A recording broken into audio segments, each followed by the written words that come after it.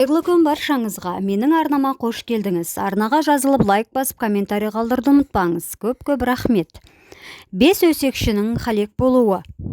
Меккеде пайғамбар мен өлердей өштескен 5 өлеңші болды. Олардың Алланың елшісімен жауласатын жөні бар еді. Себебі олар құрметті ақын атанып, той-думанның сәні болатын. Құран түскелі олардың өлеңдері бұрынғыдай мақталмайтын болды. Одан бөлек пайғамбарға: ана шайырларға жоламаңдар, олар ауызбен айтқандарын өздері істемей, сай-салада сайраңдап жүреді деген аят түсті. Осыдан соң кектенген өлеңшілер пайғамбарды жәдігөй сиқыршы деп өлең шығарып, тынымсыз таратуға көшті. Олардың ащы тілінен тамған улы сөздер пайғамбардың жүрегіне инедей қадалатын. Сабырлы мінезінің арқасында ғана пайғамбар өсек өлеңдерге әзер шыдайтын. Кейде көңіліне ауыр алып, күрсініп отырып қалатын. Бірде Жебірейіл келіп: «Әй Мұхамбет, сен шынымен де сабырлы екенсің. Сенің басыңдағы халді көріп, менің өзім шыдай алмадым. Ана өлеңшілерге тықыр тақады. Өсек таратып, елді саған қарай айдап салғаны үшін Алла өзінің кек алушы деген сипатымен олардың желкесін қияды. Жебірейіл, олар өсекші болса да, өзімнің жерлестерім, жүре берсе болмас па? Мен сабыр етіп төзуге дайынмын. Обал ғой.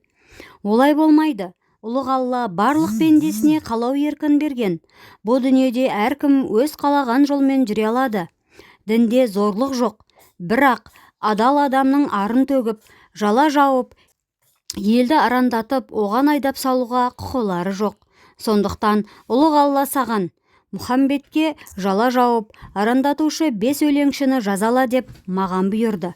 Олардың күні аз қалды деп ескертті. Мейірімді Мұхамбет сонда да оларды жамандыққа қимай, ет бауыры езіліп тұрды. Бірақ Алланың әмірі екі болмады.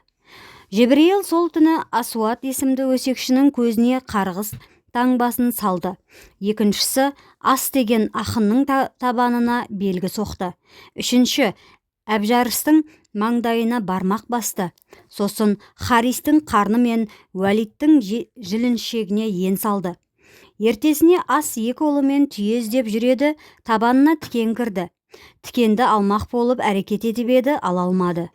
Табандағы бір түрлі таңбаны көріп, көңілі секем алып қалды.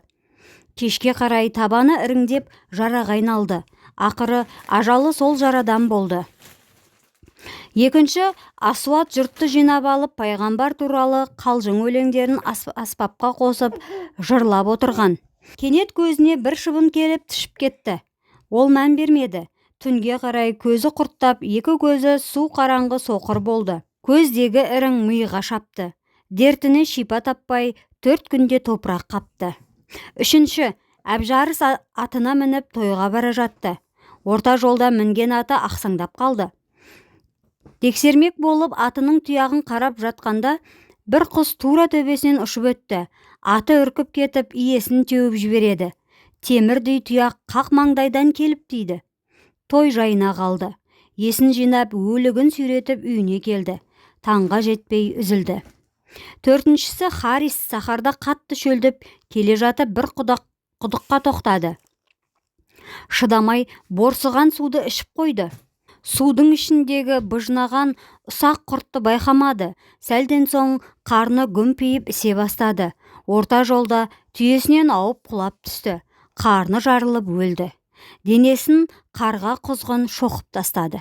Бесіншісі Уәлид келе жатса, көшеде біраз жұрт жиналып, Мұхамбетті өсектеп, қарқ-қарқ күліп тұр екен.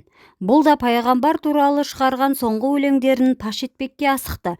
Кенет аяғы шалынып, құлап, жіліншегін тасқа соғып алды. Сонда да ақсаңдап барып өсекші топқа қосылды.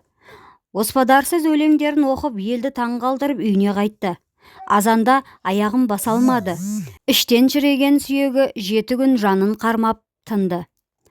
Назарларыңызға көп рахмет. Оқыған Перизат Әділқызы. Алда қызықты әңгімелер күтіп тұр.